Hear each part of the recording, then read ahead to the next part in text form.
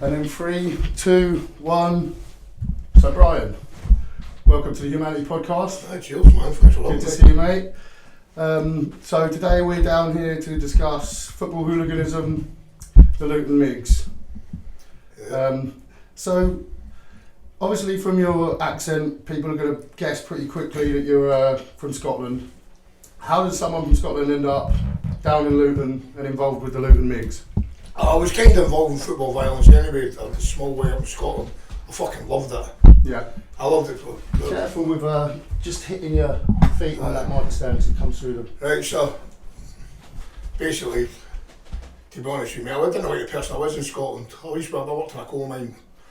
I worked in various other places, fucking a long time of footwork. Yeah. And basically it was because I sold fucking drugs, that never ended up too clever, do you know what I mean? Ended up Come get a little bit closer to the mic. My brother ended up getting weighed in with people looking for me because I wouldn't pay them for drugs, which is a shameful part of my life, you know what I mean? Yeah. I didn't like the way my life was going.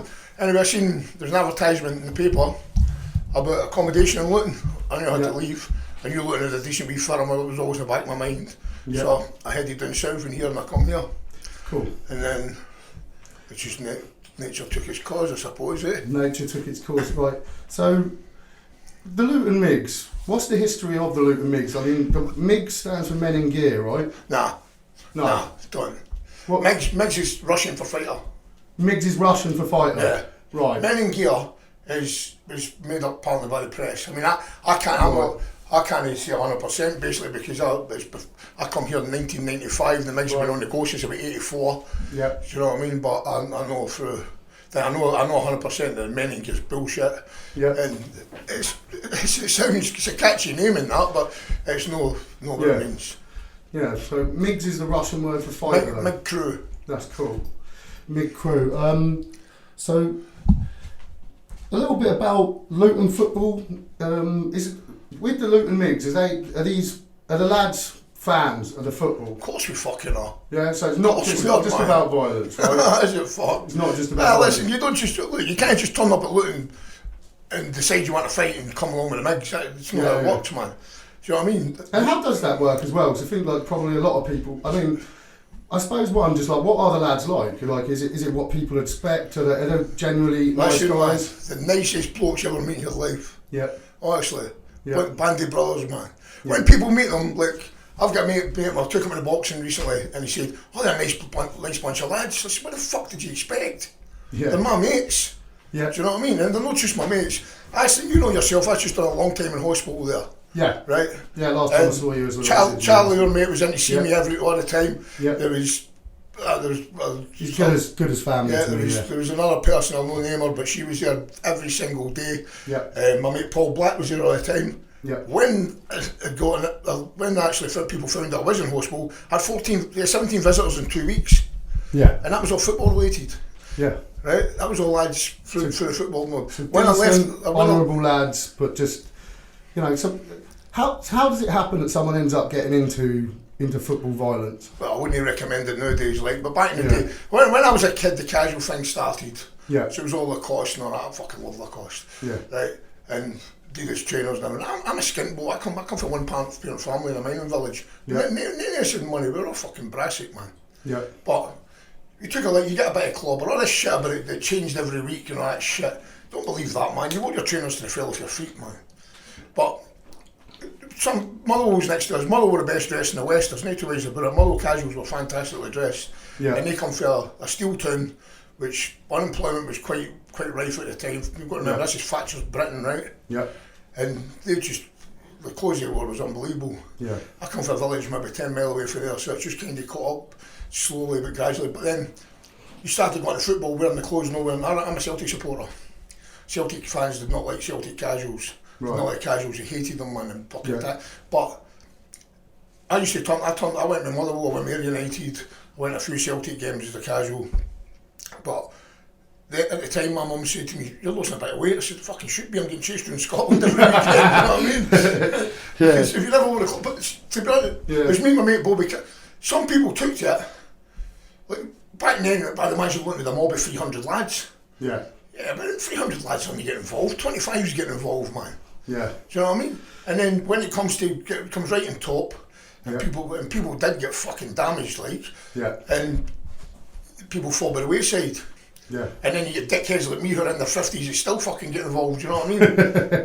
It's not a good career choice, trust me. But it's like a camaraderie, right? Because this is one of the things as well I wanted to kind of think of about it. Because I think a little bit about the history of violence and entertainment, right? It goes way back, right? This is like, and almost like organised sports, I kind of think, in some way, like that's kind of a way that we found a non-violent way to kind of act out geographical, demographic rivalries without warring. So that there's it's like I come to mining village that fucking hates Lanark and the place next to it. Yeah. They don't fight any longer. They used to when they went to the same school with It's just the way it is. Next to us you get Blackburn and Bathgate, places like that, Whitburn, and they used to knock fucking lumps at each other every Livingston all the time. That's just how men are. As you grow up, you get on that. What happens is a war comes along every 30 years or 20 years in our case, right? And well, back in the day, and that takes a bloodletting out of you. Yeah. We don't have that. So the Billy Boy gangs and that in Glasgow who were strike breakers and all that kind of shit, and the 1926 general strike, staunch Protestant gang, and razor gangs, there's loads of them. When they went to war, they were great soldiers. When they come back from war, the fight was knocked at them. Yeah. Do you know what I mean? We've not got that now. So right now, at this moment in time, conscription is a possibility. Yeah. Right? So let's see what the bad boys for the fucking hoods. Yeah. Right, the knife merchants for there realise what it's like when they're faced, but they'll not be the same thing. You're not talking about Tommy going to the trenches at the age of fucking 15, standing up for his pals, right? Yeah. You're not talking about that. You're not talking about people getting shot. You're talking about the dangerous men in society, and the violent men in society. War's fucking wank. Let's be honest about it. Yeah, and it's like you've seen in the news lately. They're talking about conscription, saying what were the odds? Something 1 in 4 chance that they think we'd be in like a world war conflict. It's going to happen. I'd imagine it's going to happen. It doesn't look good. No, I don't. And I feel for everybody because much as I like a tear up at football and I fucking love it. It's honestly, I sound like Kevin Keegan there, I fucking love it, right? But we'd all love to go back to a normal Saturday and just fucking have it without other lobbies, but we don't have it. This was one of the things I wanted to ask about actually, because when it comes to football hooliganism, you have like the MIGS crew, and like you said, you can't just fucking come and fight with the MIGS. Is there like there's rules to this, right? So there's an etiquette. It's not set in fucking stone. So but what I mean is, is it fights with other organised fighters exclusively, or do you just scarfers etc. are taboo? People with scarves and that are fucking. If you don't want, listen, people generally say fucking. I mean, back in the day, like MD go to right, but when the casual thing came along, we fought like casual. Same as we fought other hooligans.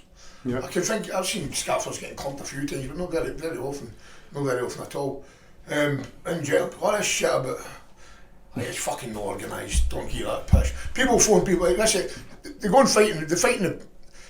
If you want to go and fight some kind of forest, right, and fucking somewhere in fucking Germany, right, I don't see that as football violence. Football violence to me is getting off a fucking train 25-handed, walking through the streets in the pissing rain and getting attacked for another mob.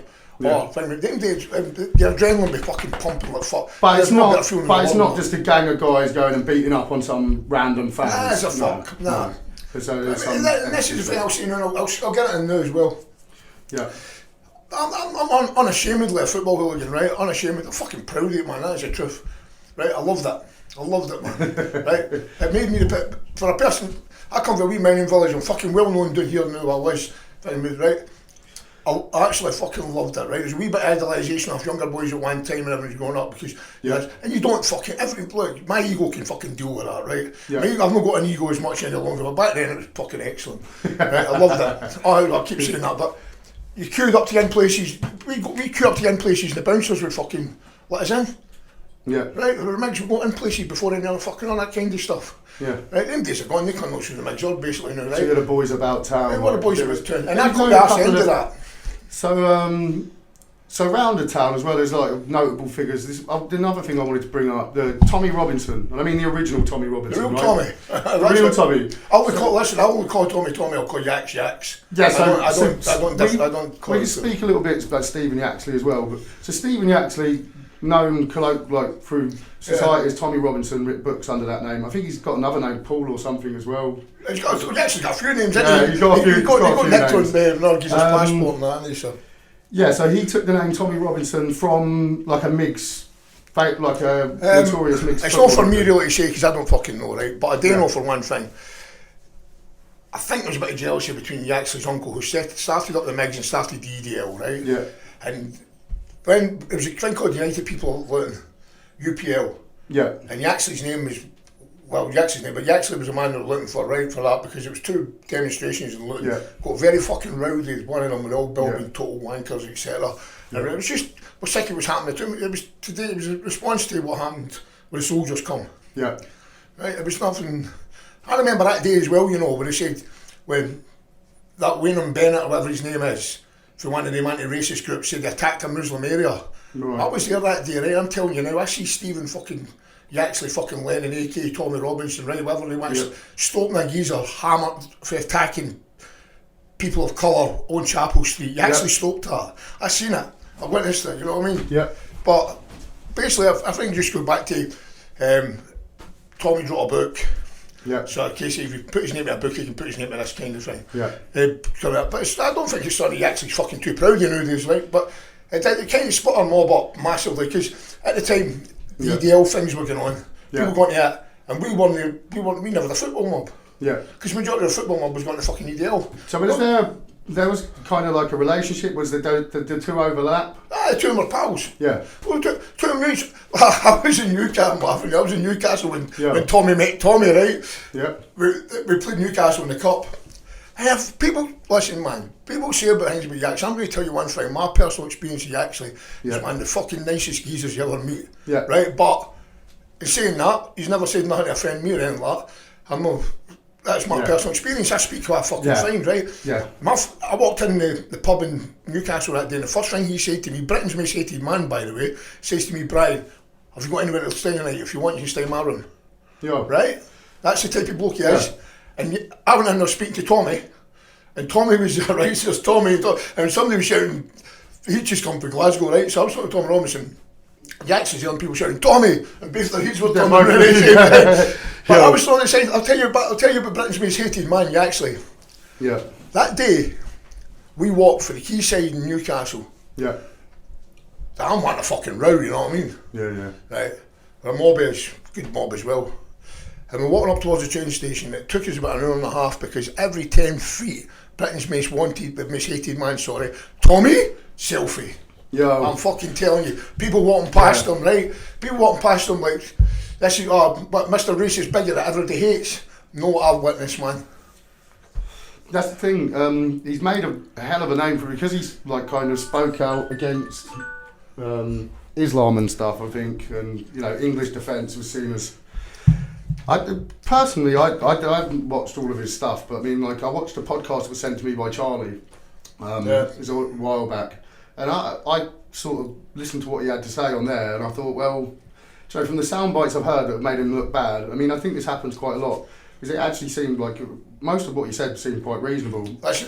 When he did intelligence to Sky, it was your Sky or Channel 4, I think it might have been Sky, to record them recording him. Yeah. And what you seen in the telly was completely fucking different from what he showed, the actual interview. Yeah. And things I remember when they done that undercover thing, I can't remember what it was called. Anyway, the guy come for Channel 4 and he fucking studied Yaxley's house and that, and he actually had a CP company, Millie Agler jacket on with the goggles, and he went, ribbit, right? like frog, right? Pissed off, fucking childish, like, and they said it was that fucking Brit, the Pepe right? That is a dog whistle to racism. These are drives for Wales, man, who drive fucking to attack a mosque, right? He's watched one of Yaxley's podcasts, so him and Yaxley are, fuck off, man. I can tell you one thing, no matter what, man, right? And this, I don't like to. It's not a thing. I went to one EDL thing, and that was after Lee Rigby. And the reason I went there was I wanted to fucking have it with other mobs. Yeah. And that's why I went there. Ended up bumping into QPR, fucking There was 3 years outside the pub. We walked back in Leicester Square after me. Yeah, fuck you actually walk through Leicester Square. You actually you're on the phone. He's like, yes, Brian, a long time no see on this. Yeah. Normal person. The guy's ego could have been through the fucking roof, but it wasn't right. Yeah. He stood up there, don't know how he done it, and he spoke in front of the whole. Whitehall was just rammed. Yeah. Anyway, me and a guy called Bats, we fucked off. I said, Bats, I know a pub, man, a good place, get away from here. We couldn't get near the front. I said, it used to be one of Chelsea's pubs, it's in Villiers Street. And I said, well, it was a fun pub by this time, wasn't it? So we come back, we went through Leicester Square, and I could hear, Brian. So the fuck's that? It was QPR in front of us. Yeah. It's alright, lads, nodding away. I went to get the put up, but in the 80s, because Witherspoon's next door. I'd been in Witherspoon's before. Yeah. Or the Luton with Witherspoon's. The guy had asked me not to go outside with a pint glass. I'd done it twice, then he said, don't come back. He was an Algerian looking bloke. I could have fucking really, that day, if I was a horrible, horrible person, I thought, this guy's doing his job. Yeah. I'm going to respect his fucking, you know what I mean? Fair play to him anyway, you know what I mean? He's only doing what he's asked. So we went in the 80s next door. Yeah. And I've got a good few QPR mates, man, believe it or not, fucking good lads. I was watching them come in. I knew they were inside. There was a young boy come in, but the bounce wasn't. I said, "You're Rangers, mate, ain't you?" He was asked, "Aye, all right, come in with us." So let him in. I goes, right. So we know it's QPR, it's in the pub. Danny Toomey's in my ear. They're going to do this. I thought, fuck this. I can't be bothered listening to Toomey's like a nagging wife, right? Yeah. I was like, right, something. And I says, "But fucking having it or what?" They would back me. There must have been 30 in the pub, and QPR says, "Look, there's only 3 years, Brian, man." They gave us a squeeze, like, yeah, right. And then like a dickhead, I went downstairs to the toilet, which was a fucking bad move. I could have been banjoed at any time. And I come back up and they went to his side and Toomey's giving him that, yeah, pricks. They're just looking at him. But that was only the EDL thing I went to. And that was only because the Lee Rigby thing was fucking disgusting. Yeah. No, I agree, yeah. I'm not even, but what I'll say is this. We went to Wembley, my band was up, 2012, we played York City. Yeah. Yax's uncle was in the pub across the road, and Yax was manned for football team, and he said to me, Stephen's been to see Scotland Yard about the child abuse scandals, right? Yeah. He said, they've known about it for 15 years. This might be right, fucking years ago, I was on the South West doing my tits. Yeah. He said, known about it for 15 years, right? Yeah. And basically, it's too sensitive a subject to touch. Right. Now, how the fuck can any kind of child rape be too sensitive to touch, right? So Yaxley's response was, I'll put hundreds of people on the streets in every town that this is happening in, yeah, unless you deal with it, yeah, right? So all this stuff about Tommy Robinson never found me that he maybe never wasn't the first person to mention it, but he was the only person with a voice that mentioned it, right? And brought it up to the fore, and that's that's the thing. And all these people, I mean, what bothers me about this as well, instead of fucking people saying poor girls, they're fucking out in places like Telford abusing him. Do you know what I mean? Instead you got the support. Right, that the Jewish mob turned up last week. Yep. That. And that's another thing is that all of a sudden it's like you've got to take a side between Palestine and Israel. I've not got a fucking clue, but I don't like kids getting killed. Yeah, it's a tough one with the whole Palestine as well. I spoke with a few friends and it's like obviously no one might like to see what happened on October 7th, you know, stuff like that has happened. But then at the same time, you just think like when you respond that violently back to it, you know, you can't help but think it's probably just going to recruit a whole new generation of people that are going to hate it. I've always known that that was always a way of the Palestinians came back to the PLO and that if they attacked, if they blew up a bus full of Israelis. The Israelis fucking murdered a village full of Palestinians. Right. And that hasn't changed, right? No. So I think like Hamas are probably, it's like ruthless pragmatism. They've thought, let's go into the most secular parts that we can, the most peaceful. Like some of these people are even working, trying to help their own cause. I think they wanted it to be. They wanted the response from Israel to be brutal, to embarrass them on the world stage. I've read along the lines as this was well calculated. Yeah. But I mean, I'm not getting dragged into this with people where it's like, it's if you have people are cheering, man. Hey, you're like the fucking baby's dead there, mate. Yeah. Do you know what I mean? It's a hospital get blown up with a fucking drone, right? Yeah, it's not cool. People are cheering about it. It's dead bodies, it's man. Not cool at all. And look, no matter what, right? And this is the thing about the football. I'll have a fucking tear up, right? Yeah. Like, I'm not a kid, you know, asking. if you mess with me in the pub and I've had a drink, it's a personal doing, right? Yeah. And you fuck about me personally, I'll come to your house and I'll fucking stab you in the arse, I'll jump in your fucking head and don't give a fuck, right? It's you versus me. At football, I will not kick you in the head when you're down if you take it down. I hope you'll not kick me when I'm fucking down, right? And it's just, there's ethics. I've got ethics that way. There is ethics, right? yeah. But I'm not saying everybody doesn't have to stick to the rules, man. Speaking of stabbing people, there's one thing I wanted to bring up and just lay to rest, because obviously we're both in the worked in the asbestos industry quite a bit. Yeah. And you're basically famous in the asbestos industry, or infamous at least. And there's one rumour that everyone tells a different version of the story. So one version is you fucking stabbed up some guy with a fucking biro or whatever. He's my mate. He's my mate's brother and he's my mate. When I went to Newcastle, I popped in to see him. But some people say it's because he was eating meat. Some people say it's because he he spat farted. eating me. He got a fucking chicken, right?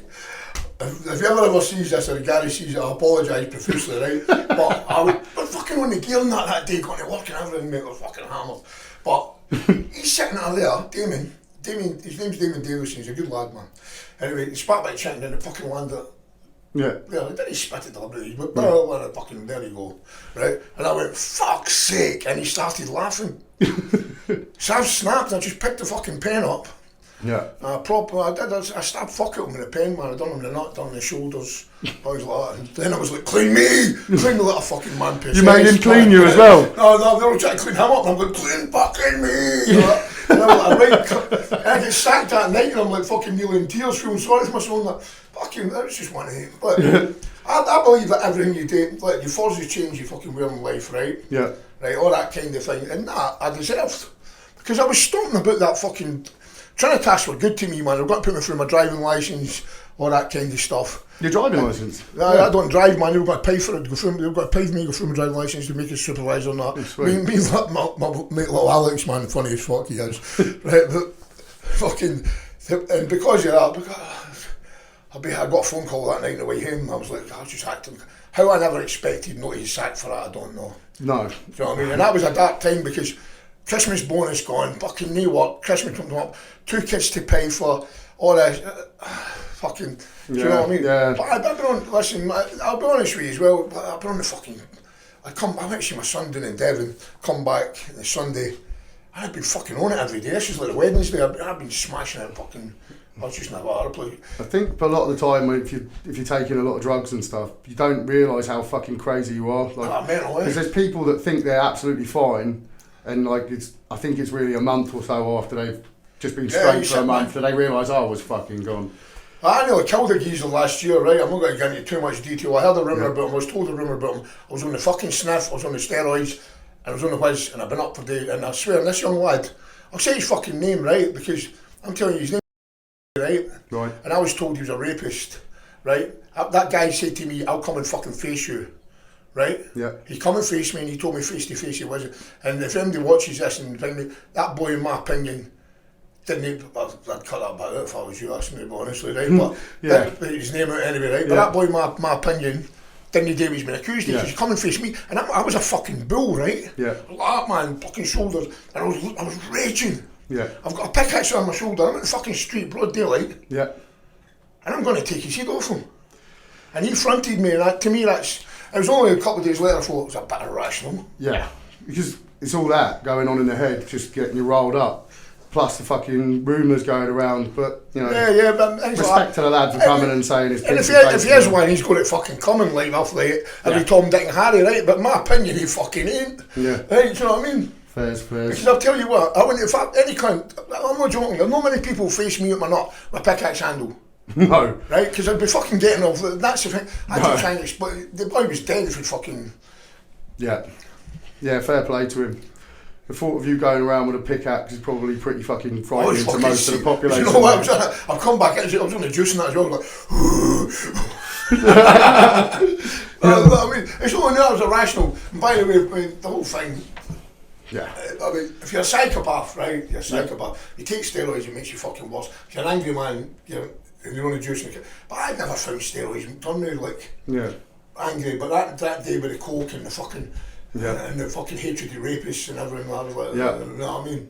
Which is built up, and I tell you what, it could have been a fucking nasty, very nasty situation where I'd be sitting right in a fucking in a police cell. I'd be an ACAT prisoner, mate, and he'd be fucking gone.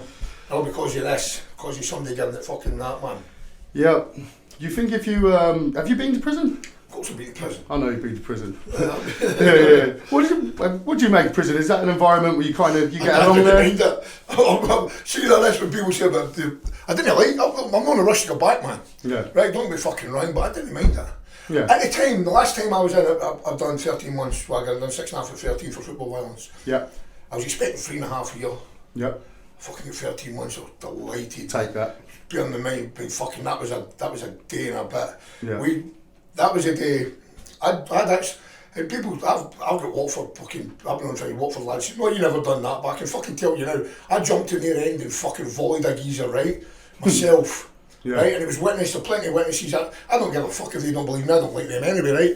There's a few good Watford lads, but I dropped down into that rouse stand and fucking went up about 3 steps. This guy was getting that, and I went, he's told my mates were on the pitch, and I went, fucking, I don't know, I said, no violenza, which I take to be Italian for no violence, right? And he don't know that. Because I was up a few steps, I got a few windmills. Yeah.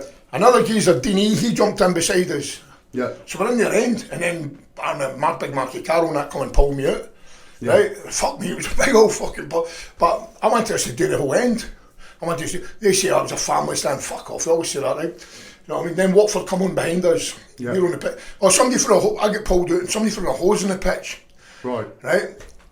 And I fucking get a hose and I folded the hose up and I've cracked this fat cunt or not. He's doing in the seats and then I've tried to hit him about 10, I missed him. Yeah. Fucking every other time. We walked off and we're laughing, we go, let's get the fuck off here. Then they come on behind us. And I'll give them their due, that mob that come on, they run, whoever was left on the pitch, yeah. Still thinking they get run. And then Ben ran up to me, one of my fucking right good mates, baby Ben, and he said, but you've been running there. I said, no, have we fuck? And you've seen the video, if it's on YouTube, I'm the first cunt back up, yeah. Done that. I had a Yellowstone Island shirt on, overshirt. I took it off and gave it to somebody and I went running, a white striped pollen shirt, stuck it like a beacon, man. And fucking walked back up down. So when we're sitting in when we're sitting in the court and they showed you how many people we hit, I think I'd hit about 5 people in total, not including jumping in their end and hitting it, but this is on camera. Yeah. And they said, she's like, oh, fucking hell. Right? Yeah. They said, there's me a fight with 2. One cunt gets up and runs away and leaves me to fight with 2 at Watford at one stage. But I remember I was sitting going, fucking, I'm going to jail for a long time for this fucker, like, you know what I mean? Yeah. Big massive screen, like, anyway, when they come away us off, it just goes, Brian Jenkins, 13 months. Yeah. I was like, thank you very much, man. Did you plead innocent straight away? No, I went guilty for a bit. Yeah. No, I went guilty for a bit. Yeah. And I was only my barrister, who was called, a guy called Morris Asson, who was fucking excellent. Yeah. Right, he said to me, he goes, we're looking at 4 years, mate, 3.5, 4 years. Yeah. He said, and that's if you put a guilty plea in now. He said, that's the maximum give you 5 years. He said, we'll give you fucking 5 if you don't put it. So we're at Court in St Albans at the time, and I just went, fuck it.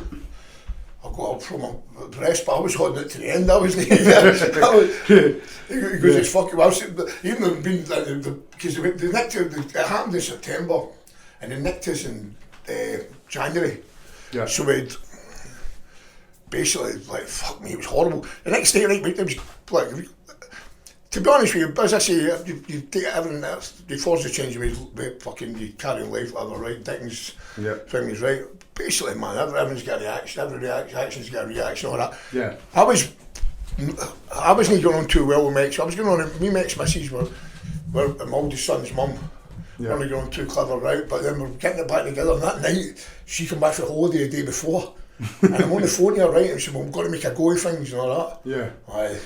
Yeah, that's the thing, yeah. And then we go to Watford and we just have it, and I'm on a site for European asbestos, right? Yeah. And I've worked for Europeans for a long time. Right, so I've got the guys reading the paper. Shout out to the Spillanes. The Spillane brothers.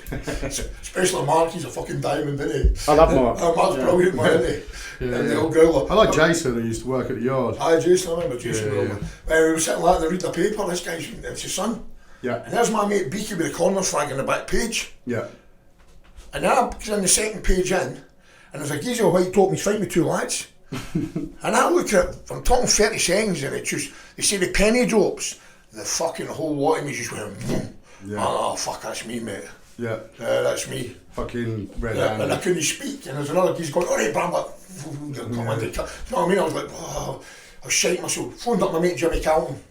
I texted him, I said, this is later, I said, is the Luton news out yet? Yeah. And he says, it's not out yet, they're holding it back. And I thought, here we go. I thought they were holding back for that. Nah, they never. It took them 5 months or something, because they went to Manchester, they got hold yet.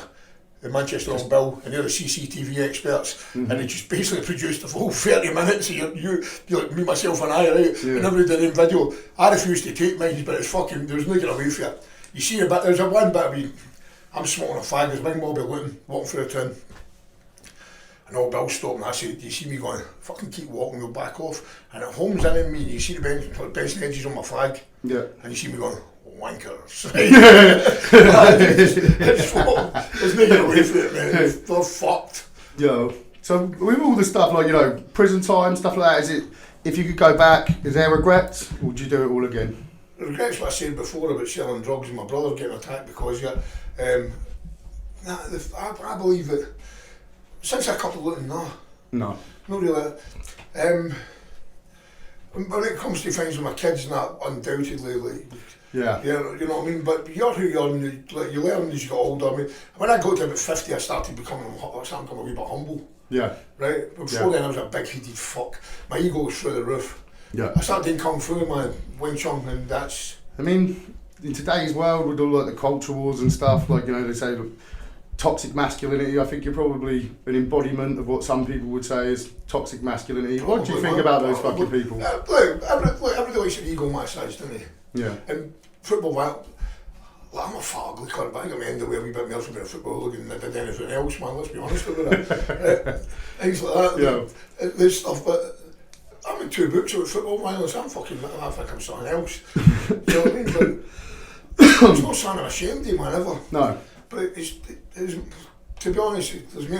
So basically, my ex-missus, right, my youngest son's mum, cunt, right? She's told my boy to Google my name. Right. So you Google my name comes up. And then my boy, now if you Google my name, something else comes up, and that is Brian Jenkins suggested about the food bank. So us ex-Hooligans, we've got a site called Dad's Army. And between us, at Dad's Army, it was my idea, but the thing is, it wasn't my fucking idea. Everything in the world was doing it at the time. Yeah. Right? If you're hungry and you can't feed your kids, let me know and all that shit, right? Shit, but that's, Marcus Rashford was doing it everything. I said, look, we could do a lot worse than have lip rooms for a food bank. I think we've done £13,000 so far. Awesome. Right, in these years. And that's ex-thugs. Yeah. Right, and I would draw that, them lads, when I came out of jail, when I came out of hospital, I got a lump of money off them boys, man. Them boys are fucking absolute legends, right, at Dad's Army. Yeah. I kind of get a wee bit pissed off because it's the ex-football hooligan thing doesn't get mentioned, which I believe it should do, because we are going back to Mid-Crew, Castle Bar, whatever, who's in the Dad's Army. The majority of us are Luton Town supporters. And we're ex-fucking football hooligans, or most of us are. Yep. And I just think it shows that everybody still thinks the Migs are like fucking some racist man. Fucking, you've never seen them multicultural mob. There is a power to, as well, showing that just because there's a public perception of certain groups, do you know, that actually there's a lot more complex thing going on, because there's a perceived, you know, there's obviously not a great public image of football hooligans in general, but the truth is, behind the scenes, like, you know, some of the most honourable people that you might ever meet in your life. Yeah, would fucking give you the shirt off their back. I kid you fucking not, man, right? I have never seen football lads booting fucking somebody outside a kebab shop. Right. I've seen back in the day, I've seen loads of dickheads during the week, Monday to fucking Friday, working Vauxhalls, quiet as a he's a nice lad, him. Right? And then he gets a fucking drink him and batters his wife and batters somebody. Right? We were never out doing that because we knew to draw the line. Yeah. Right? Because if we get a fight at football or Saturday, which in the 80s was occurring every week, but in the 90s and things like that, but early 90s probably, later on, even up to the early 2000s, it was fucking still bang on all the time. Quite a lot of it. And that's where we knew, like, fucking stamping on the top of somebody's going to damage them, do you know what I mean? We knew that colouring it, right, we see that, so we never get carried away with so fucking outside kebab shops thinking we're some kind of fucking So you think that men have, like, there's certain type of men at least with a genetic predisposition or a certain personality, it's like, it's actually better for you to just get it out of your fucking system. Yeah, but there's I always found football violence as a healthy way of doing it. I don't when I think back now and you think you probably did fuck up a few people's Saturdays. But in general, we could do martial arts or something like that. It could be, we could jump at aeroplanes. Yeah. Do you know what I mean? But the thing is, so, it's but you look at football in the 70s, and there was hundreds of people at it, right? Yeah. It was all working class fucking men's game. In the 40s and the 40s and the 50s, where it was football violence, believe it or not, right? There was football violence. Wasn't his thing, because violence in the 40s and 50s was just the norm. Right. Well, these people now say, yeah, it wasn't like my fucking day, mate. Well, you use hands and feet, did you? I'm not a great fighter, but I'll put anything off your fucking scone, I'm telling you that now. I'm telling you, I shit you not, I've not took a knife to football, but I've used a knife outside of football. Something I'm not proud of, but I don't think I was grown up enough not to, do you know what I mean? I think I was that immature that it's just, now knives horrify me. Yeah. But for many a fucking year, I took one and I used one. Yeah, in our town they're a problem as well. One night, I'll tell you what, there was a kebab shop in Town Centre on the railway bridge. One night, we'd all been out all day football. This must be late 90s. I was living up Hightown Road at the time, so it's 98ish, 97, 98. I went in this shop, and they used to sell a dan sack with either chips, rice or chapati for £2.50. And I'd been on the fucking bugle, dude. And you know, you get right hungry and you're like, oh, I'm fucking tired, just want your food and go to my bed. So I was waiting on my food. 3 black lads come down, young black lads, colour's got nothing to do with it. Right, they come in, they came going, man, he's fucking horrible and that, talking about me. Yeah. I probably had been, And I'm like, looked in, I'm going, what? And I'm going, what? And I'm going, fucking hell, here we go. So opened the door, I was on outside on the flag, I said, how long's my curry? The boy said, about 5 minutes, mate. I nipped up the road, tinny CS gas, this small fucking machete thing. Yeah. Right? I come back down. They were just leaving the shop. One was holding the shop door on, and I fucking gassed him. And one went, oh, you shitting so, and I fucking slapped him with a chopper. The blunt side upside down. Yeah. Right? On the shoulder. Fucking crack, I can't. And I run like fuck, gassed him. I got one and slap. I could have took his fucking head off, mate. Yeah. Went back in the next day, walked by that. Woke up the next day with that bit with train spotting, whatever, with a bit of fucking these. Just bought a fucking heroin off the Russian sailor, like that, man, whoop, right? Like, sweat running off me, right? The fuck? This was before CCTV, so I went to the curry shop and the boy said, you're lucky, man, don't bother come back in here again. I said, everything alright? I was like, he's got 2 slashes in his face, I've been in courtroom. He was laughing, he was going, don't bother come back. He's going, fucking hell, you just shut the shop, I'd gassed half the shop. But that was it. And to me, that wasn't abnormal behaviour. That was something I wouldn't have thought twice about doing then. You know what I mean? It's like fucking just staying there, but when you got to shout and scream at the crowd, it's like, stay there, I'll be back in a minute. I'm going to live fucking 50 yards away, I'll get something for you. So what are your thoughts? We said earlier about the prospects of conscription and that, like, you know, do you consider yourself amongst those men who would have been handy if you had gone to war? I would love the national service still to have been about when I was a kid, just to sort us out. Right, I would have done. I'm not one of these fucking, I'll go, but my country, I love you. I was going to join the RAF, but I was half a stone overweight. I never lost that weight, I never went back to go and join the RAF. So I was going to join up the forces. And I don't believe in war. My granddad, right, my Papa Jenkins, right, was a miner. His brother was a Labour MP. My Papa Jenkins was a conscientious objector, but he didn't have to go to war anyway because he worked in the pits. But his brother was I think his brother was a paratrooper. The family, he was 4 or 5 of them. Some went to the front, some didn't. But I believe look, conscription, man. Conscription was alright if you were a college boy, right, and you're in the fucking Vietnam and you had a few bobs, you'd just be sitting there taking smack all day, wouldn't you? But if you come for the ghettos and the projects or the normal places like the Bronx and things like that, you're going out there fighting fucking Charlie, man, whether you like it or no, mate, you know what I mean? And I don't believe. When the fuck, listen, when the fuck's name ever going to get in your head, right, that killing people isn't going to, it's not going to solve anything, man. I'll tell you better than this, but when we're going to get in our head, right, that blowing fucking kids up at an Ariana Grande concert is the most heinous fucking thing, heinous thing you ever did ever. And yet it was never slagged off on any of the stand-up to racism sites. The only thing that was ever slagged off on them sites was EDL members approach fucking, do you know what I mean? Yeah. It's when everybody turns and says, fuck off, this is wrong, right? Then we might fucking get somewhere with it. Yeah. I was reading other. The thing is, I think of like there's a romantic idea of war, and like I've got a lot of family that have been in the services. My uncle's a Royal Marine and stuff, and like I'm really proud of them. And I'm proud of all of our servicemen and women that will go and. Definitely, man, definitely. But what I'm not proud of is the people that will fucking abuse that and put them in harm's way to fucking for no good reason. My mate Bravo, right? Ben Close, he's wrote a book called When War Follows You Home, right? Yeah. And it's best-selling on Amazon and all that. Yep. Right? And Bravo's not spoke fucking much about anything, to be honest. And then I've not read the book yet, simply because I've loaned myself with my Kindle account and everything. I'll get it in Kindle because my eyes are fucked, I can't read books. But I suggest, honestly, if you've got to buy a good book, man, buy that one. Everybody says what a great book it is. There's a few podcasts about them. I'm fucking proud of the geezer. You don't say much, but that's all about fucking, what's it called, the old Gulf War syndrome and that coming back. Yeah. It fucks you up. Yeah, dark shit. And some fucker that sent them over there is invested in fucking shares in a company that's going to sell the fucking bullets and then rebuild the fucking. Exactly. Like America means war. America means war is to keep the economy going.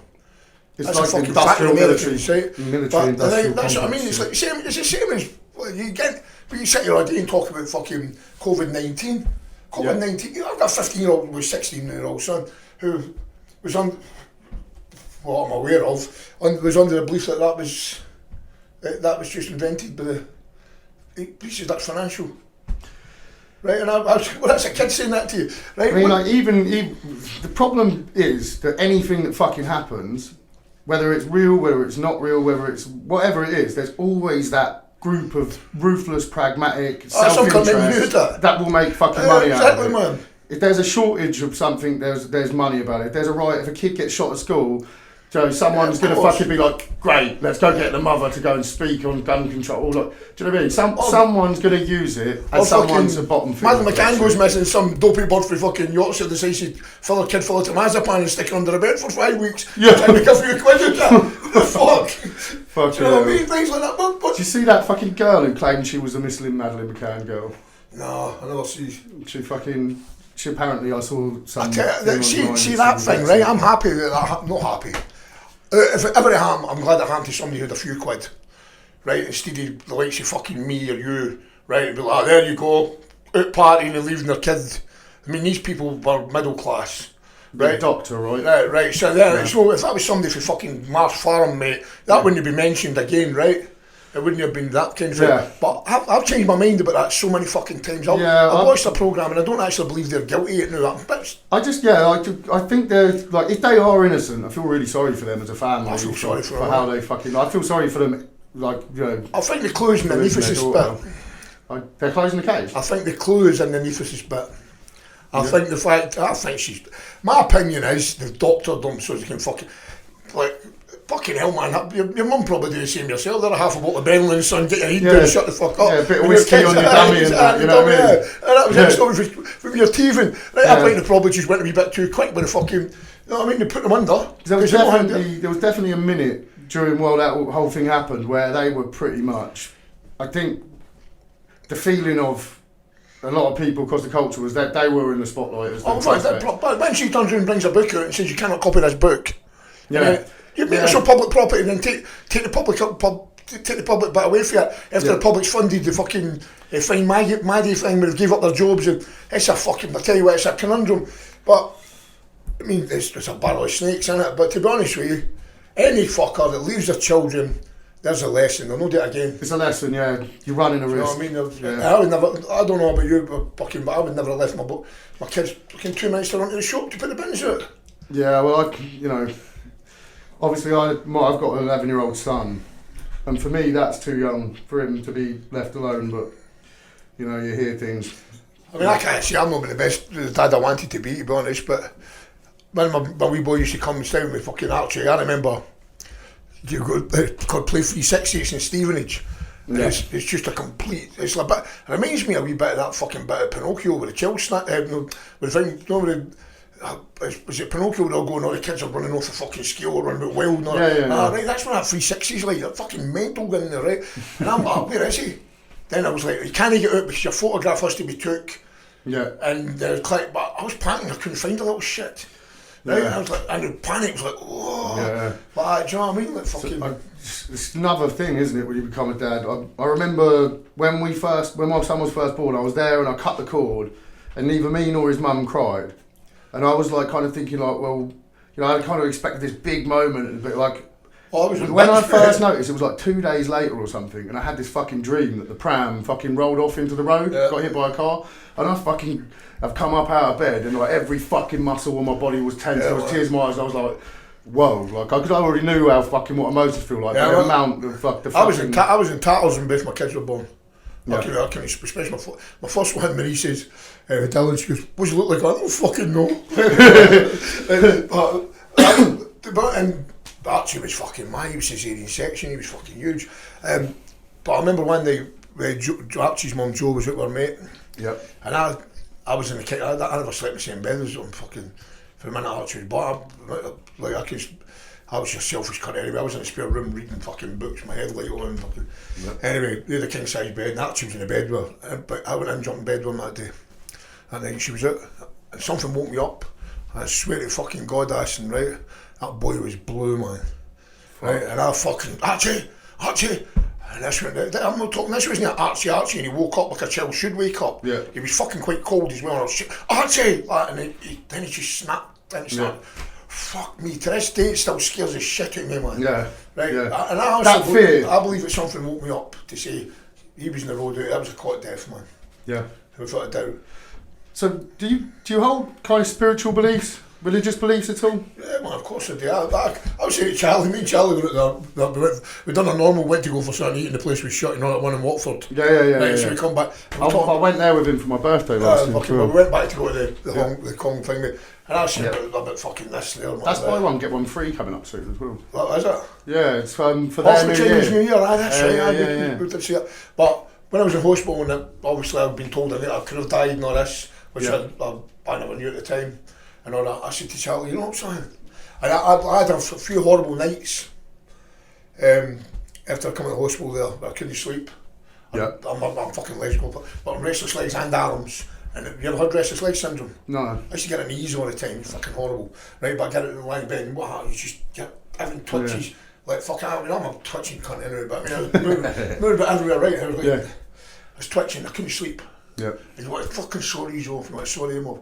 And this is 3 nights, and I'm just like, so I phoned up my mate, and I said to her, I feel like killing myself. I never said I was going to kill myself. Right? I said, I feel like killing myself, I'm fucking suicidal with this, because it's fucking terrible. Yeah. And this was quite a bit. And then I phoned up Charlie. Yeah. And Charlie said to me, get yourself section, son, I learned how to cook there. Right? But I was saying to Charlie, I was saying everything, I was going, look, I'm not bothered. I wouldn't bother me if I died tomorrow. It's the same as like Ricky Gervais says with stupid people. Stupid people don't know they're stupid. It's other people that have to fucking put up with it, right? It's the same as if you're dead, right? Other people. But I'm not, and I said, Charlie, I know I'm near the end of my life, near the end of my life, and I'm the start of my life. I'm kind of more excited about what else is coming than no. Yeah, because it's like it's a mystery, and I've thought that myself. Like. Not that I feel like I'm getting closer to the end of my life, but I'm excited to find out. Like at the end of it, it's like if something does, I just hope it's not not some crazy shit that some people like. I don't know what I believe in really. I don't necessarily believe in anything. I'll say this. Here's a wee story. A beautiful wee woman I knew called Brenda Logan. Yep. She died, right? And I was up at my mate's house. I stayed up there. I was going to the funeral the next day, so I got in the morning, she was in the kitchen, Channel 4 was on. I turned the telly, I was putting my shoes on, put Channel 4 on. So I nipped to it, went to the funeral, which was in the Vale at Stopsley. Come back, Channel 4 was still on.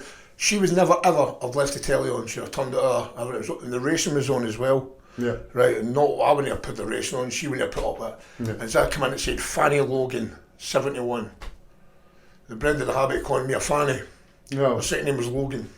Right, I phoned the boys up, I said to Dougie Lindsay, I said, Dougie, it's a horse running called Fanny Logan. Right. I think they won a couple of grand in that house between them, put it on. I had a tenner on it come in and said, well, fucking what kind of one, but I had a few quid in that come in, fucking 71. So there's a wee tip for the, you know what I mean? A tip for the grave, isn't it? She paid for the drinks at her and piss up. Did you walk in and that's some woman, man, some woman. Yeah. I believe that. There's no change. I believe that. I'm not naive enough to fucking say we know everything. We know fucking jack shit. I've seen ghosts and I've seen things. It's like I was on my dark days in amphetamines. I've come on. I didn't know who the fuck Bao was, right? Right. But I'd seen Bao's name written in a puddle. Fucking hell. On my floor before the internet, before I realised that Bao was the Beelzebub, right? And it was fucking right, like and all that of the underworld and shit. And that is, I don't care. If you take loads of drugs, which I was doing at one time, I was fucking in speed every single day of my life. And it was debauchery, it was a lot of fucking debauchery and fucking nothing else going on between me. It was all sexual fucking madness, and the two of us were just in a hell of a place, right? Yeah. And we're just inviting things. Yeah. Do you know what I mean? There was things I seen then. I was like, I can sit and work out what's real and what's fucking no, right? Yeah. Right? And 90%, I'll give 90% to fucking science before I get to anything else. But there's a few things where I thought, the fuck was that? And I'm talking about me, and I'll not say her name because it's not fair, right? Yeah. The mother of one of my kids, anyway, and I seen her getting slammed in the door slamming on her, and as she walked out the door, boom, jamming her fucking, me and her were arguing. She thought I was we're arguing about fucking, she thought I'd been having sex with somebody up in the fucking attic, right? And while we're arguing, she goes, look, and the steps had come down the attic. Oh, fucking hell. Yeah, all that thing. But that was just, I took a lot of amphetamines. Fucking weird things happen though, right? It's not like, I'm not sure quite how everything fucking works out. Like, I don't know. There's like science, religion, that, or I don't even see it as that. I think there's weird things happen, and there seem to be so many examples of weird things happening. And when you think of someone, you know, and like, what is it that makes someone wake up in the middle of the fucking night and call someone they haven't spoke to in 17 years and find out that they've just died the night before? I'll tell you what makes you wake up in the middle of the night and think, bastard, right, about something that happened at primary schools, fucking train anywhere into fucking a steroid. Yeah. I had an Evil Knievel wind up, it was the best toy I had in my life, right? Anybody my age had one. You wound it up, remember Evil Knievel? Yeah, the motorbike who broke his legs a million times. Right, and you fucking could set fire to skips and everything. Oh shit. I took it to school, my mum said, don't you take it to school, so I took it to school. And then the hand went missing. Oh shit. Right, what the fuck's the hand went? So my gran was a teacher at school, fuck, I wish. My gran was a cleaner at school. I said, Gran, she goes, I'll find it for your son. She goes, it's not there. Then I was sitting there one night, maybe 8-9 years ago, and I was like, woke up middle of the night, fucking bastard, dirty snake. Right, and I messaged, I put on Facebook, my mate, who was in my class? Yeah. Somebody sabotaged and stole that, right? And my mate Spud Thompson goes, that was 1977, mate, you know what I mean? I'm like, ugh. Somebody, that was that steroid train anyway. Yeah. It makes you like, turns you a bit of a bad man. But the thing is, with a spiritual thing, all these people say, nah, I don't believe in ghosts because I've not seen one. Mm-hmm. I was in London with a mate last year, right? Last year, fucking years ago by, probably like 3 years ago.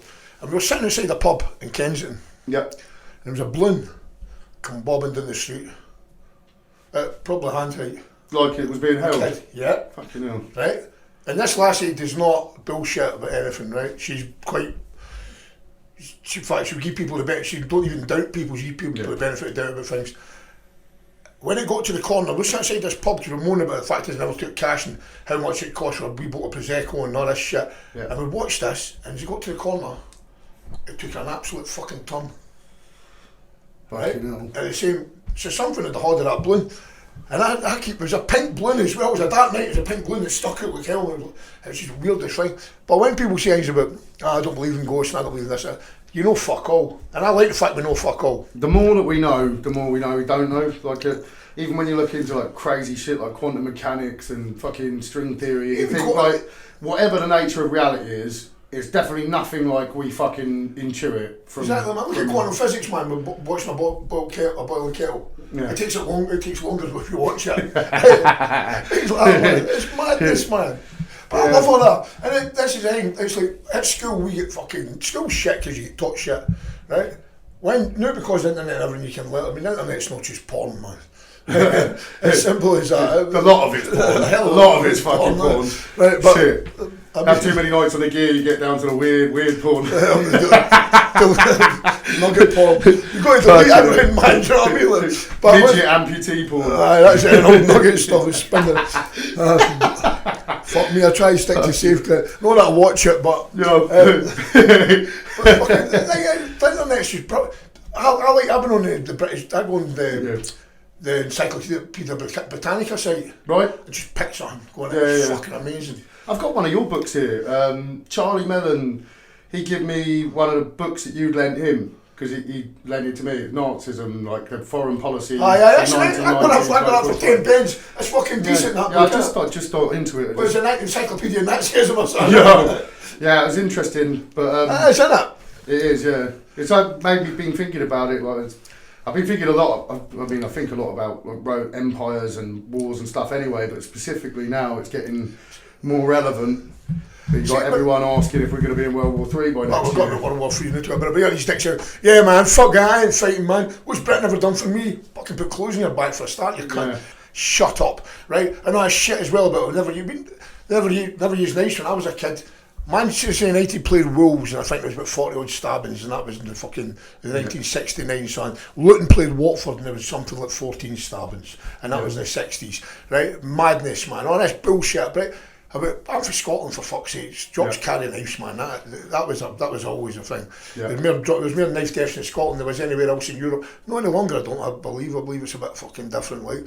But it's all this bullshit about. Blame it. Yeah, look at these. We never had fucking we never had this. We never that. And these people are half-wits, but Twitter gives them a platform. I'm not saying it shouldn't, because you sit there and you say anything on Facebook and it fucking bans you. You go on Twitter and the people can fucking threaten to rape me and everything, right? But guys will maybe like people threaten to rape people's mums and all that. I'm like, that's fucking horrendous. I mean, I'm on X, formerly Twitter. I think it's. So I look at it two ways, because I see a lot of fucking crazy shit on my feed, but it's because I fucking look at a lot of crazy shit. You know what I mean? It's like Reddit. The amount of times I've had to like remake a Reddit profile because I totally just filled it with shit. And I feel like I've done it. I've had to do it a few times, even with like other social media, Facebook, Twitter especially. Because once the algorithm learns that I'm into the stuff I'm into, suddenly I fucking can't escape from it. Terrorises you. Yeah. Listen, man, Facebook thinks I'm a fucking Rangers supporter, a woman with size 9 feet. I fucking hate Rangers. I despise them. Right? I was looking at a pair of SL72s that were orange, and they're my favourite training shoes. And I put it in and said it was only women's sizes I had, and since then they've been trying to sell me fucking women's size fucking 9 shoes. What women do you know with size 9 feet, man? Come on to fuck. It's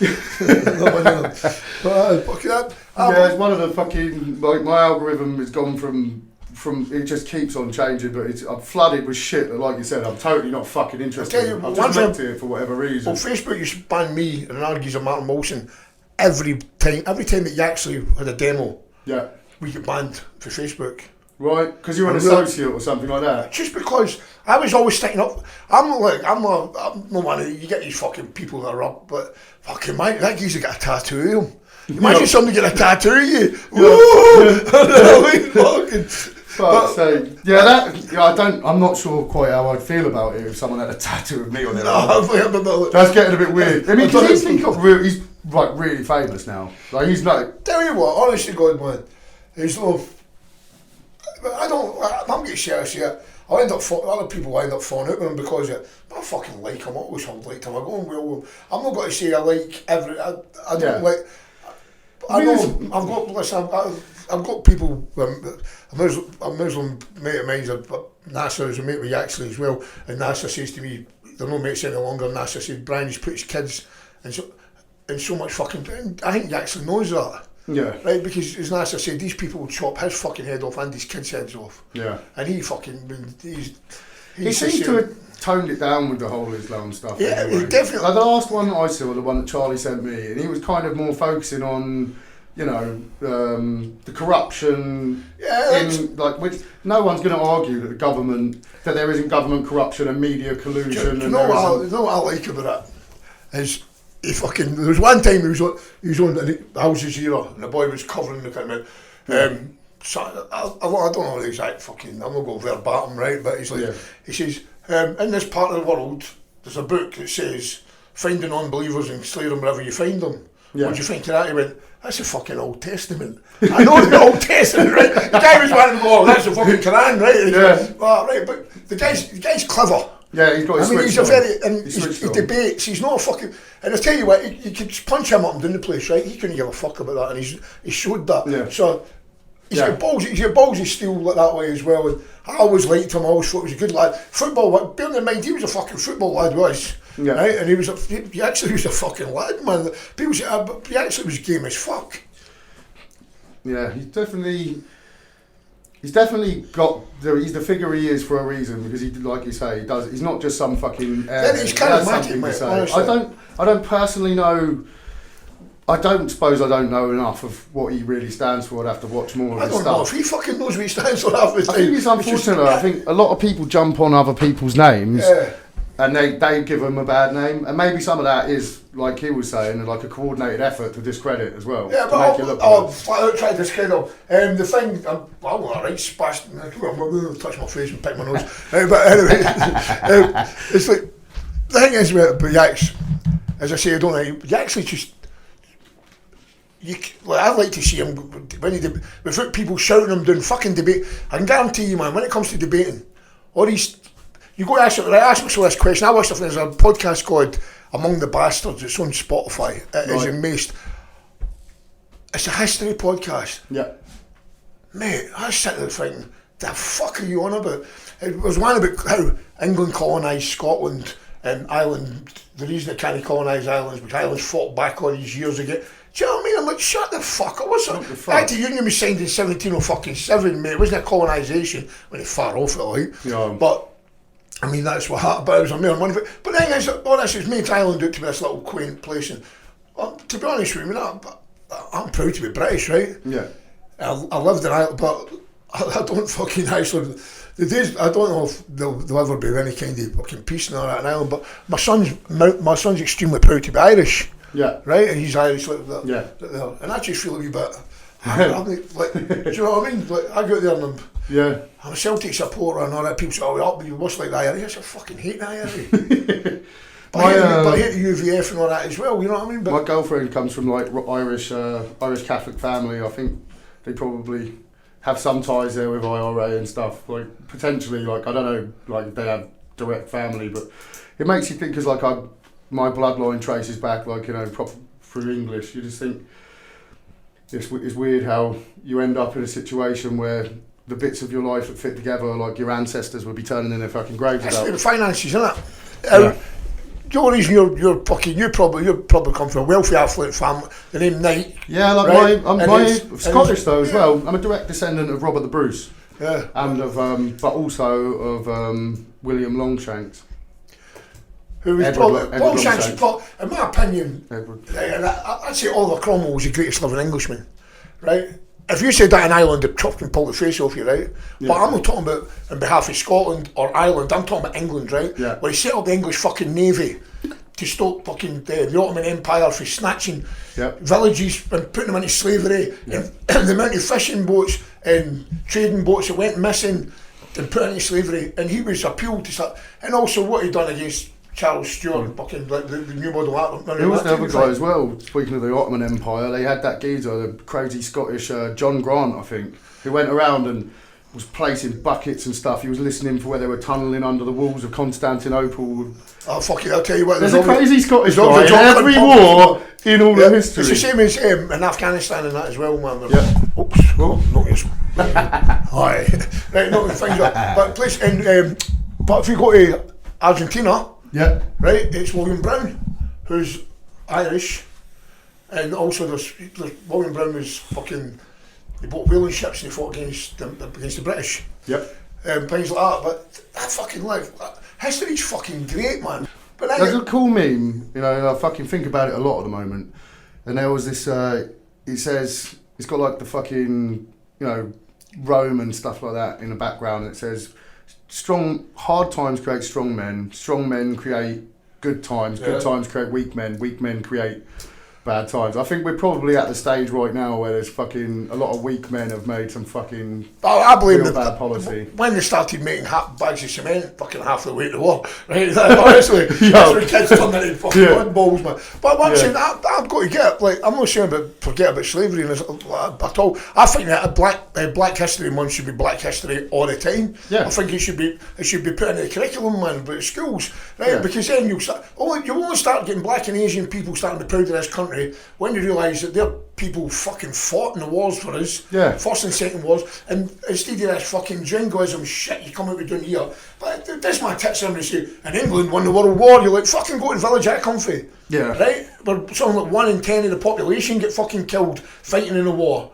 Right? In fact, there was even like, I think it's about 4 in 10, right? Yeah. This is important stuff because, like, right now with the current culture wars, you've got like wokeism and you've got like the backlash of it, the new conservatism, social media putting everyone in echo chambers, and it seems like for whatever wokeism is, like, you know, to a degree, I agree with them. Like, I like the fact that, but there's wokeism and there's absolutely fucking head in the clouds bullshit. It's gone too far, right? I think the fact there's no dialogue between the two is a problem. Like, this whole what do you think is, well, there's another guy from Luton, I suppose, worth a little mention, Andrew Tate. He's a controversial and divisive guy. I actually quite like him. You actually quite like him? I like him because alongside Andrew Tate, he says some things that I just think. He said some he's shit, up right? He's an arsehole and that, right? He has said some shit. But I've got to say, he is quite inspirational, some of the things he says. And he is true, when he talks, it's just the way he talks. I wish he fucking ever talking that one monotone fucking booming voice. Yeah. But I quite like the geezer. And I know a mate of his, he drinks in the pub, James Ingle's done a podcast with him. Yeah. And he's a fucking lovely geezer. And I said, this is when Andrew Tate was in the jail. And I said, was Andrew Tate? And he said, no. And if that boy tells me that Andrew Tate was innocent, I'll fucking take the word for it. Right? Because let's be honest about it, we've seen what's happened. Yeah, when you go up against the social order, they do come for you. Look at Russell Brand. Yeah, Russell Brand. Brand's a wee fat geezer that done the Holocaust. Russell Brand, I hate him. I don't like him. But he's not like him, you know. He's not a rapist. I don't think he's a rapist. He's not a rapist, mate. I think he's another clever one, but he's just intense. He's intense, isn't he? Yeah, but he's like, I like him, man. But the reason I don't, do you know the reason I don't like him? It's quite prejudice. It's because he's fucking super left wing. In my opinion, right? He seems very spiritual, but I don't see. This is the thing. I've got pals that are left wing. I've got pals that are right wing. I think I'm kind of somewhere. I'm left wing. There's no two ways about it. I just don't. I'm not because I'm not right. I started thinking I was right wing for a bit, but then that was only because people told me I was right wing. Right. It was like, there's only two things. You and me, my idea of Nazi. Yeah. Right, that's the way they see it. Well, you don't agree with me, and that's all right. So I'm left wing, right? I don't believe that MD should be stopped. I believe in borders for a reason, right? But if you want to fucking better your life, you fucking better your life, mate. But don't ever try and fucking put it on us that if you're putting your kid in a fucking dinghy crossing the, right, that's your fucking issue. Any cunt who puts their kid in a fucking dinghy to cross out of the busiest shitting channel in the world, right, is a fucking wronging, mate. Right? And they're like, that's your fault these kids are doing it. It's not my fucking fault because it's not my fault. It's the person that put them in the fucking dinghy. But if, all this about it's run out of control, right? I'm not going to stand it. These pricks that stand in Dover fucking abusing people coming off with boats. The fucking poor bastards that just put us all inside a fucking car tyre. You know what I mean? There was before Christmas 2 years ago, there was something like 12 of them drunk. And I thought, can you imagine the fear of that fucking dinghy? Yeah. It's the same as the Chinese cockle pickers that time. Yeah, you hear that fucking horrendous story. Unbelievable. Fucking horrendous, Can you imagine what it's like when the tide coming in and people are like, this is people that work for slave fucking labour. In this country, right? About slave gangs and they're put out in the fucking fast, probably, the rain comes in quicker than galloping horses, man. Yeah. I mean, I remember hearing that. It was fucking pretty horrible. There was a worse one than that there. There was a one, the geezer with a kid. That gets me every time. Me and Charlie were on our way into work at Peterborough for Europeans, actually, for the Splains. Yeah. And we heard that on the news. The guy who had a lad on his shoulders. And they was trying to phone the Coast Guard and the fucking fog. Fucking broke me, that did. That fucking ruined me. Yeah, it broke me, that. No, it did me. It did Charlie as well, like, it makes me scared every time. Charlie's an emotional little bipolar fucking anyway. But things like that. But it's like the cockle pickers and that. And people are like, oh well, and these fuckers that get found in the back of a refrigerated lorry, man, stuck to... Mate, it's fucking unreal. People just want to live. Why should we be living, right? Yeah. We're not living too well in this country just now, it's fucking extortion, right? But why the fuck should the other end of the world be skint, right? And people be starving. Alright, so there's not much we can do about it. We did try doing it. Now Lenny Henry's slagging us off like fuck about it. There's another awesome meme that I saw recently, and it was a picture of the West cut like filled up like with piles of coins on it, and the picture of the other was scooped out. Yeah. And I just thought, wow. Well, that's it. What happens to race for Africa and things like that as well, wasn't it? Yeah. But I'm not going to apologise for it because somebody had to fucking do it, and you better have been colonised by us than you were by the Portuguese and the Spanish. I just don't think people have to apologise for things they didn't do. You know, exactly. I'm not saying that. There's a question to be asked about the legacy of things. Should like institutions that have garnered power and wealth like have some responsibility to give a helping hand to some people? Maybe. But like me as an individual, certainly when you see these crazy people online fucking kneeling down with like slave apparatus around their fucking necks going like please, like I just think that's fucking kind of crazy. That's just what I mean about the whole with their kids in it though. I saw that the kids in shackles with these things around their necks like little like saying we're sorry. It's like fucking what the hell? Right, I'll say my old man. Kid's innocent, mate. The kid's done nothing fucking wrong. Don't fill his head with that shit. I come from a coal mining community. We never had slaves, and my old man goes. The Warren Jenkins is here. Jenkins was a slave trader, wasn't he? I was like, oh, for fuck's sake. But saying that, we're back to family trees, man. Yeah. So my old man's been chasing his family tree back quite a bit. Yeah. And he's took it back, so Jenkins is obviously come from Wales, but we're also from Dawson. Right. His great granddad was born in Dublin.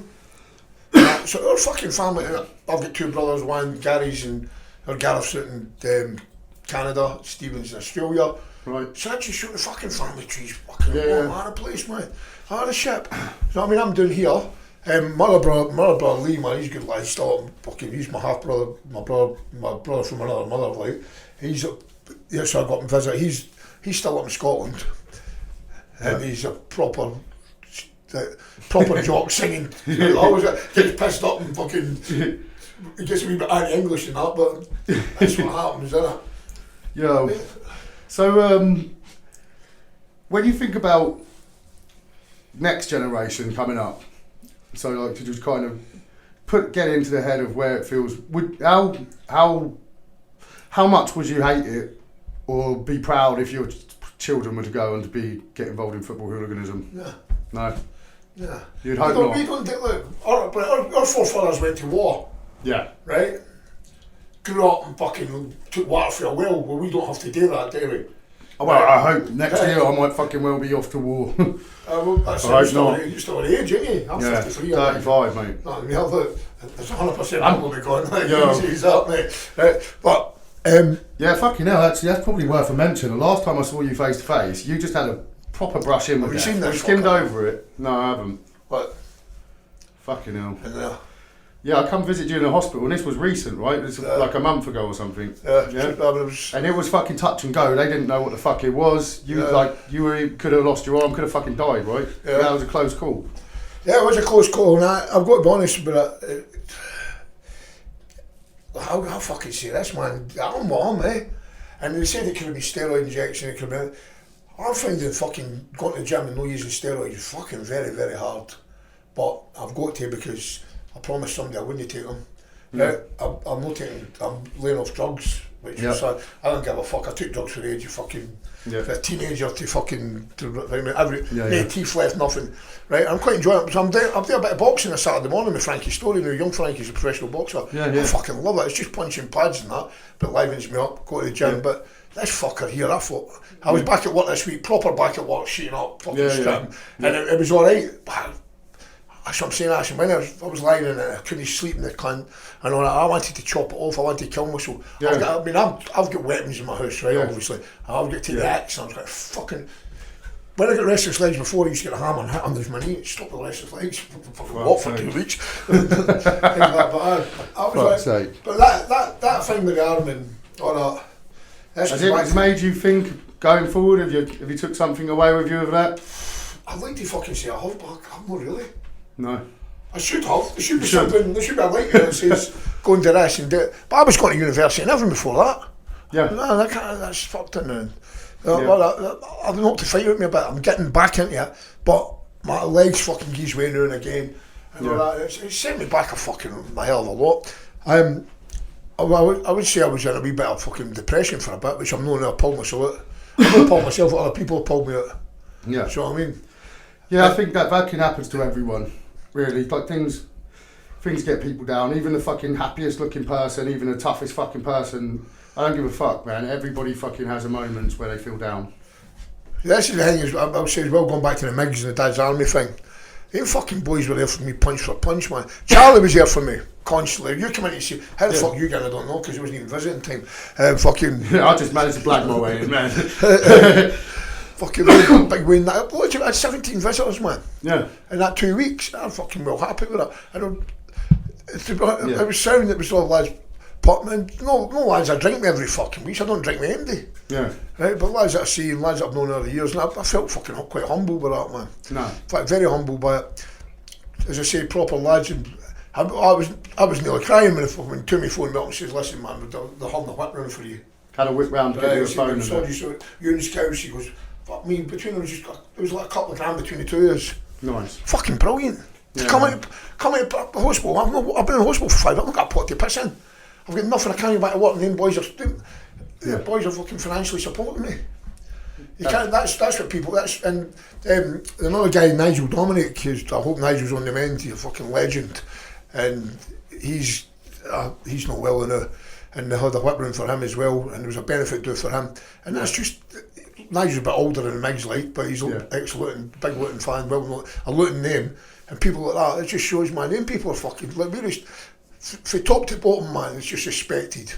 Yeah. Right, for people. If they're all the same, man, every single one is that.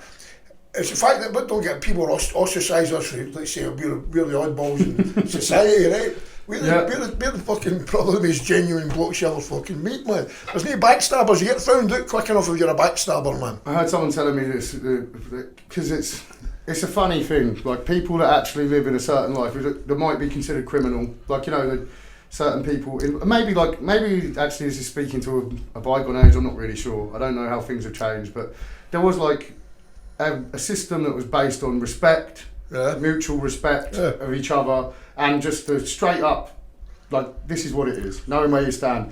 And when you go into the workplace, not so much on site and whatnot, but like in the office, you don't know where you stand, and everyone's backstabbing everyone. It's the most dirtiest fucking business in the world. Do you not find the sites have been like that like past? It's got worse. There are a lot of snakes on fucking sites now. It's got a lot worse. You know what I mean? It's like me, my big mate Rab, man. Rab's a Scotsman as well, and he gets fucked off as well because his voice, they'll say you hear his accent, and they're like, oh, well, he's aggressive. I'm like, I get the same. Aggressive, if it was fucking Italian, they say it was passionate. Yeah. Do you know what I mean? And it's like, fucking get snakes on fucking... I got a phone call, Brian, you know, I wanted back inside because you'd around with such and such. Because he was fucking up. But then, as you know, sometimes I go inside and I'm like, I'm going at 1 o'clock. I don't care, I'm leaving. One bells, I'm going, fuck you, man. You know what I mean? Yeah. But that's like, you're saying I take anything away from I appreciate life a lot more. Yeah. I appreciate people, I appreciate who's in my life. And I realise there's fucking good people in my life, you know what I mean? Yeah. Which is, I'm going to try and just fucking continue, like, the Aussie games, obviously. I fucking love the Aussie game, to be honest. Yeah. Do you know what I mean? A big shout out to fucking Freddie Dan who got me in the game, man. Freddie's a football lad. That's why I got in the Aussie game through football. Yeah. Do you know what I mean? And fucking, the thing, I don't know, but I sport at Celtic, I'm not come from Glasgow, so I don't know. Right, but living in Luton. Yeah. Right, and being connected, Luton, you went to Wembley. Wembley was the best day of my life. Wembley was a good day. Wembley was the best day of my fucking life, mate. Yeah. And now people say, what about the birth of your kids? Oh, I've got to be honest, nah. No. It's a horrible thing to say, but they were the best day of my life on, say one's heavyweight, one's middleweight, one's lightweight, right? Right? But the biggest fucking, Wembley was amazing, man, right? Yeah. The birth of my kids, I knew it was coming, and all that, and obviously I couldn't really swap fucking Wembley for my kids any day of the week, right? Yeah. But the whole fucking thing. And that day coming out and the fucking tears running down people's faces, and then the Monday I went to town, and I've got to go. So, I can't hang it. It was too emotional for me. I was fucking in bits. Yeah. I was fucking. When Big Mick Halford went up in the George Square and started speaking, I was like, fuck, I'm gone, man. Fuck. But the thing is, we all loved it, and nobody was ashamed to say they fucking cried, and it was fucking brilliant. Because that's another thing, like, so you post a lot online, and it's the whole like, just football, is it? Question mark. You know what I mean? So it's like it's more than football. Miles bigger than football. You've seen it in this town. What have done to this fucking town? Taxi drivers never been a game of football in their fucking life, have they? No. Right, running about, I was in taxis, they're all buzzing like, fuck, it's great.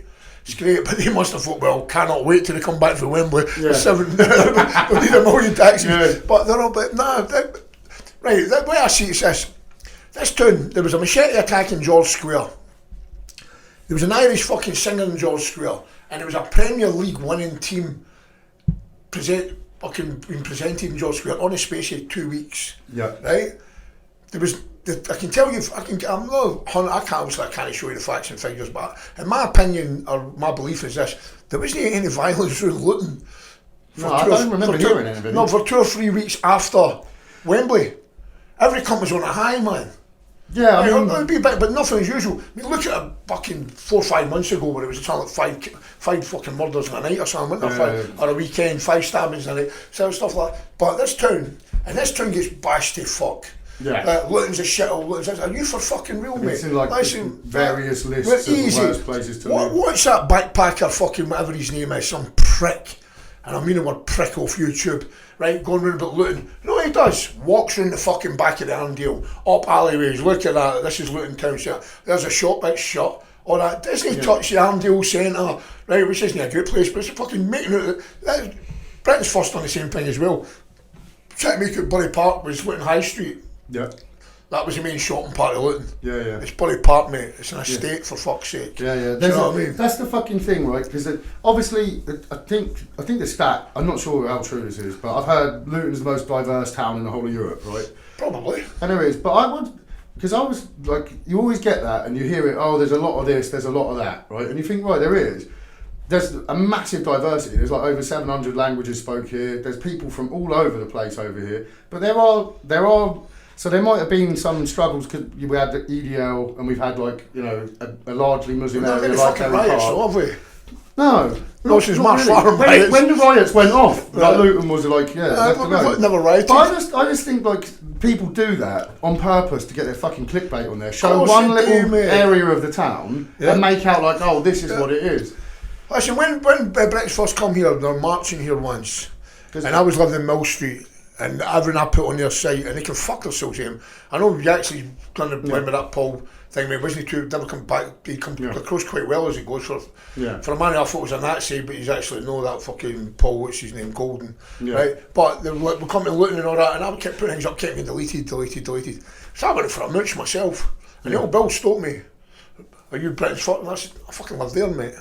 Yeah, I mean, you see it online, right? You see it online more than see it in person. Like, if I see it in person, I stamp on it.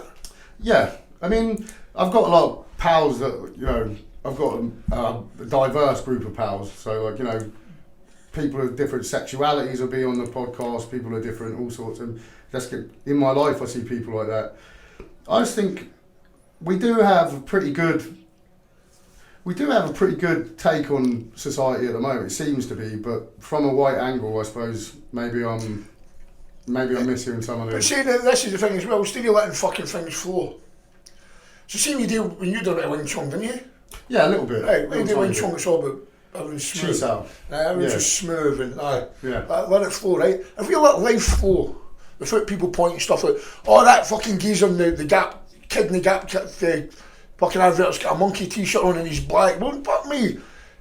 The kid never known that until these cunts pointed it out and all of a sudden it's, oh, why is he wearing a monkey? Yeah. He's a black child, he's not a monkey. So what the fuck are you on about? Yeah. And then they points to that thing, that was a mad fucking thing that. I was like, hold on a minute, but where the fuck?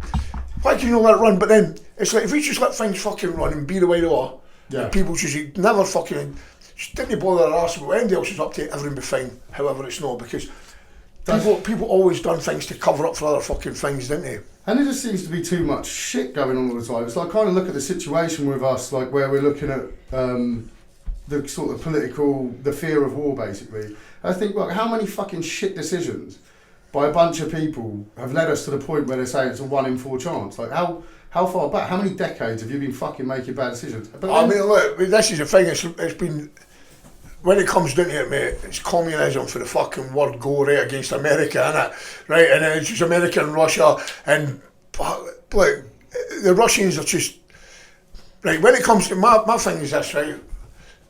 Look at the communists. How many billionaires have come to communist countries? right? No. It's mostly communists, isn't it? No. Right, and Americans hate it, and America and Russia is always each other's throat, and then obviously fucking, when you look at Vietnam and that, and fucking sort of Afghanistan, right, the Americans fucking started the Taliban, didn't they? To fight against the Russians, and then it's come backfired on them. That's the problem with history and politics, is that you look at things and the media tells you one thing, and then when you look beneath the surface, it seems like there's all these shady sort of relationships. I mean, CIA started that fucking the Taliban, didn't they? And because the Russians, but then. I mean, I just spent 20 years fighting against the Taliban, and then eventually walked out and left them in power. And as Charlie Mellon says, all you got to do is nip up fucking what do you call it, Quick Fit Euro and get a new starter motor. They got one attack. You know what I mean? The disabled, the fucking, they've just done it. I went to see John Lydon, Johnny Rotten, right? And he was talking, he goes, these Americans have just turned fucking the Taliban into the second biggest army in the world. Yeah. Basically, weren't they? Yeah. And like, it's just, I wonder what the fuck was all that about. I think that Tony Blair's a war criminal. Yeah, he's 100%, he's a war criminal. 100%, man. Yeah. All that as well, like, we all know there was no weapons of mass destruction. Exactly. Right? Yeah. It's all everything to do with oil, everything to do with money. Filthy lucre, man. Simple as that. And then once we've gone and done all of that, like what I think there's definitely, maybe people should be a little bit more honest. Like you look back on empires back in the day, and Julius Caesar, I came, I saw, I conquered.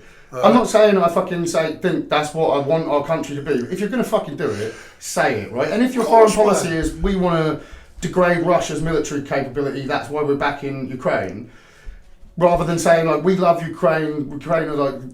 all I've ever read about Ukraine is how corrupt and horrible they were until now. It's like, maybe our foreign policy is there to try and diminish their military. See, I've got two good mates, Maurice Kiss and Tony Boyko, who've got Ukrainian blood.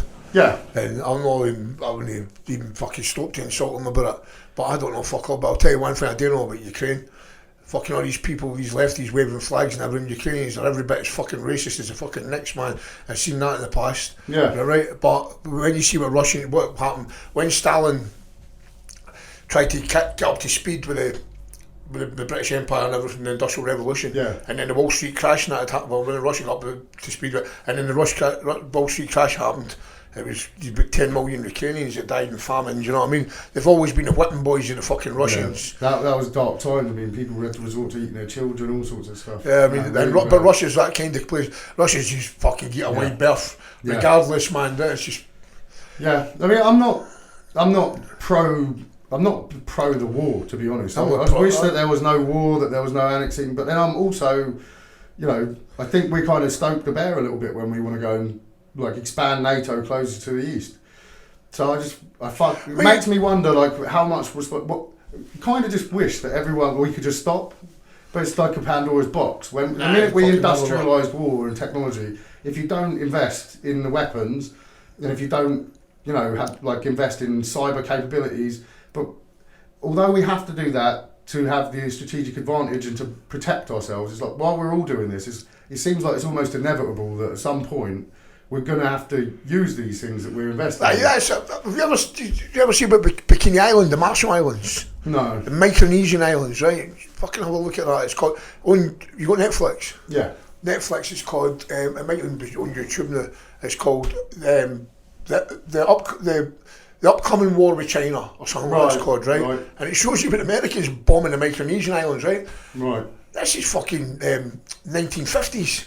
So they took them out, this is after the war, 1952 or something.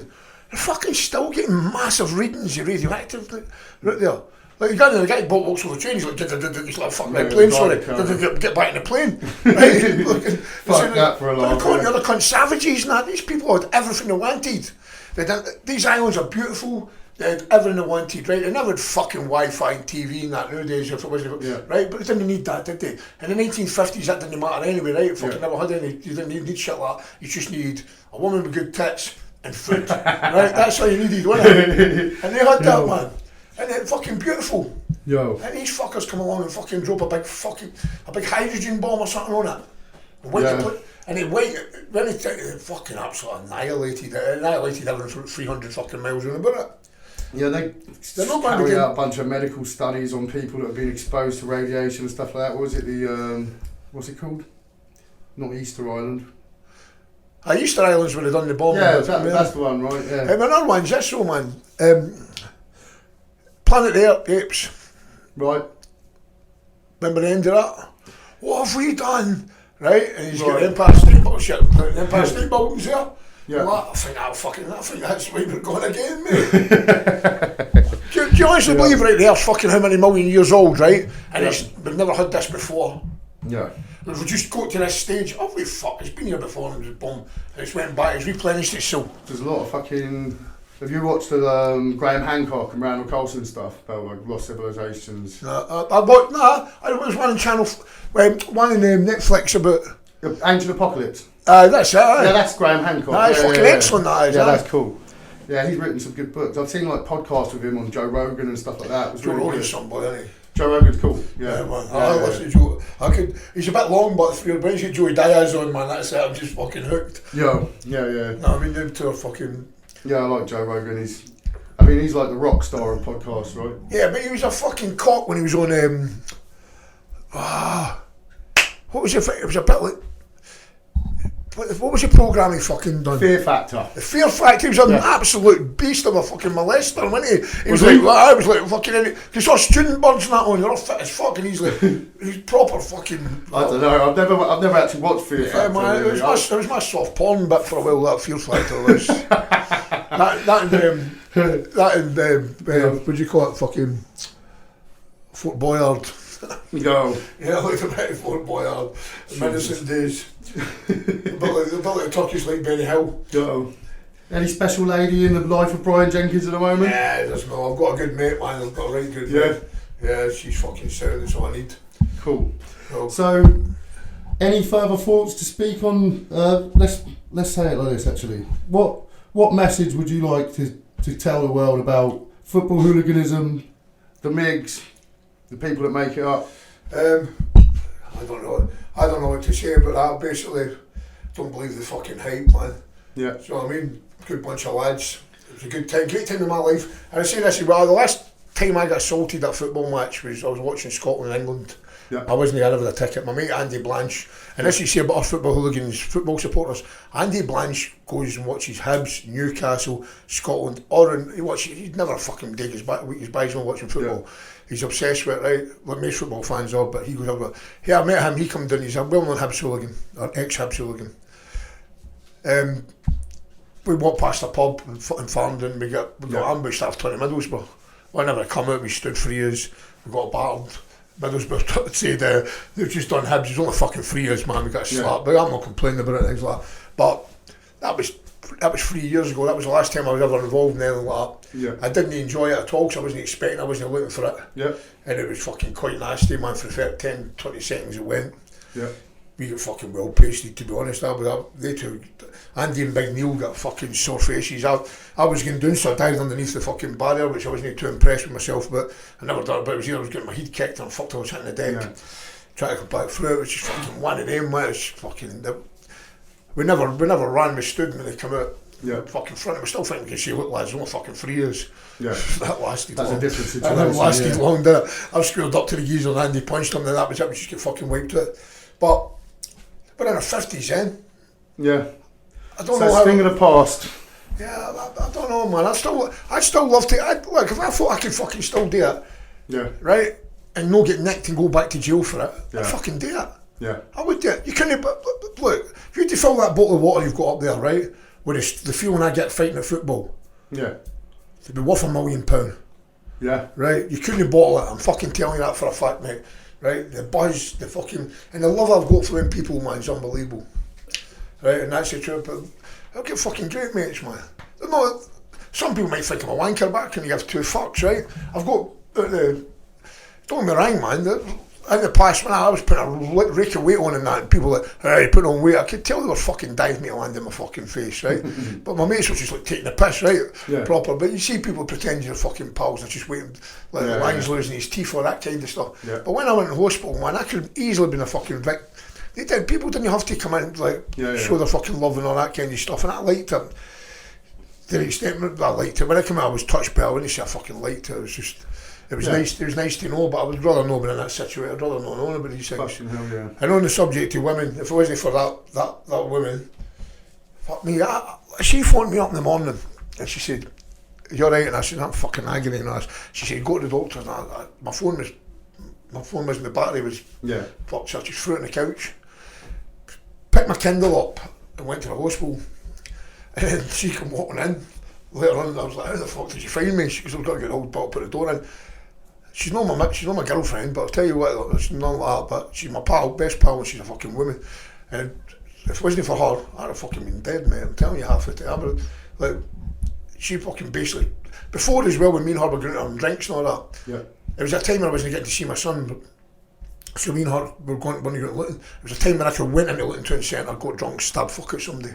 Right. Do you know what I mean? I was angry at fucking everything. She took me away from it, and that fucking a good pal to have. Just so happens she's a female. You know what I mean? Okay. And then obviously you've got people like Charlie, he's a fucking diamond, isn't he? He's a diamond.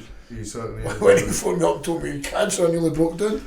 Yeah, fucking hell, I did break down. I was like, he goes, "Brian, I've got cancer." I was like, "What?" And he goes, "It's alright, I'm sound, I'm treatable," and that. I was like, "You're fucking joking, mate." Yeah. Thank God he's fucking pretty much beat it. I know he's still get the fucking flags though, man. I know. Yeah, but that's what I mean, that's when you get to your age and it's like, but you've not got mates, you've got people you fucking love. Yeah, it's like family almost. You know, you make your own family as you go through. You just collect kind of people that you really bond with, people that you're tight with, like people that I suppose have like mutual values. But there's certain people that you know, even if like you've had totally different fucking politics, totally different like way of life, you know, there may be a female that does something or so and so's kid, but there's some people who give a fuck and it will turn up anyway. You know what I mean? And I find it inspiring when you find good people that will stick around. So little Danny, she come up, she gave me a phone. I couldn't go on my Google because my Google, you like a double fucking like that. And then Timmy come up and give me a little fucking burner phone. What that, right? Yeah, is that the one I got the number for? The lads can talk to you and that, right? So give me that. And Timmy goes, "Oh, my kid said, can you smuggle him in a turnip because I'm vegetarian, right?" Funny fuckers, man. It was good crack. And Jimmy Carlton come up to see me. Fucking the less said about that, the better. But I was fucking you know, great shit, man. But nah. What makes football the best sport in the world? It's not football. It's football. Yeah. Do you know what I mean? What was it? I asked Fidetta, this guy who rents a room off me.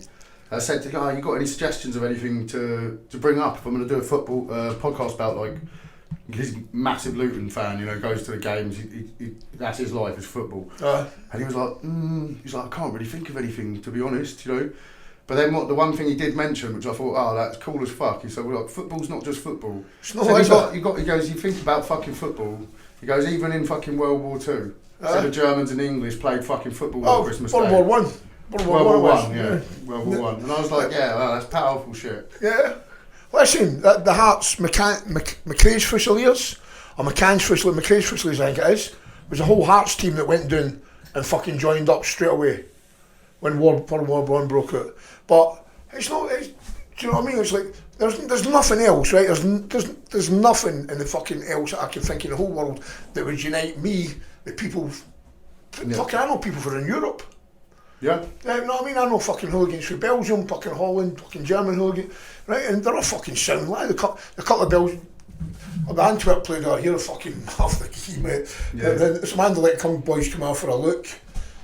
Stuff like that, but fucking sound, man. The sound is a pound. And I like to, I'll get in contact, I'm quite a trustworthy person, I'm quite known as being quite trustworthy. Like some people might say other pants up and whatever, but so I've got contacts around the place, but they're all good fucking. At the end of the day, there's a common fucking thing. I've got to be honest, man. I'd probably stick up for another football hooligan in court than I would to a normal fucking person. I mean, that's another thing actually, because like, obviously you're a vegetarian, right? Yeah.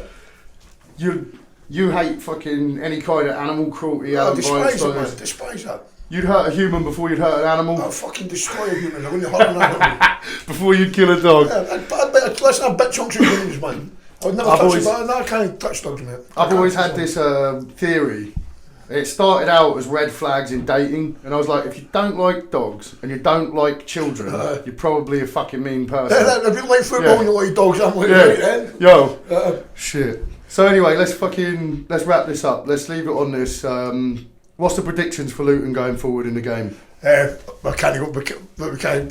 reached the top of Everest, haven't we? Yeah. We've done it right, but we'll stay up with a fucking great team. Rob Edwards is fucking unbelievable, man. Unbelievable there at the club. I fucking love that team. I don't go as much now, but I've got more love for them now than I ever fucking have. Yeah. I went a little last season. I've been a couple of games this season. I'll leave the Premier League to the kids. Yeah. The people that enjoy it, but they're fucking brilliant. I love it. Yeah. Wembley to me was that was my utopia, man. That was like, I couldn't listen. Afterwards, I just turned, me and Fatty John, right, you know, like we call him Fatty John, but we travelled down the London Bridge and back up, and we kept looking at each other, saying, the fuck happened there? And we went looking for it, before Wembley, we went for a walk, as we say, went for a mooch, with 20 good lads. We went away from the hills, we went to Kilburn, we went to Wembley Central, which is where our Coventry were. We couldn't buy a fucking fight, right? And I'm glad we couldn't, because when we were coming out after Wembley and then Coventry kids were crying, I was going, look lads, next season's your season. I felt fucking, they're the nicest bunch of fucking fans ever. So Fitbirds watching them as well, the truth be told, wasn't there? But there you go, man. That was... Because I texted you that morning and I said, I'm heading down to the game, because me and V were going, and I think I was just trying to see if we could catch the train with you, and the message I got back was, look, I'm not sure you'd want to be getting involved with what we're doing, but that's a nice way to end this. Actually, the love that fucking come from us winning and just that sheer relation warmed the heart to the point. Oh, it was fucking brilliant. That's it. I mean, we are Luton Town, they can't like us, we never got to be fashionable, don't really give two fucks. You know what I mean? I'm just happy as fuck with the team we are, man. Brian, this has been awesome. Thanks for doing this, mate. No worries, mate. Cheers. Cheers, mate. Nice one, bro. Subscribe, don't subscribe, I don't give a shit. Humanity Podcast, Brian Jenkins, there it goes.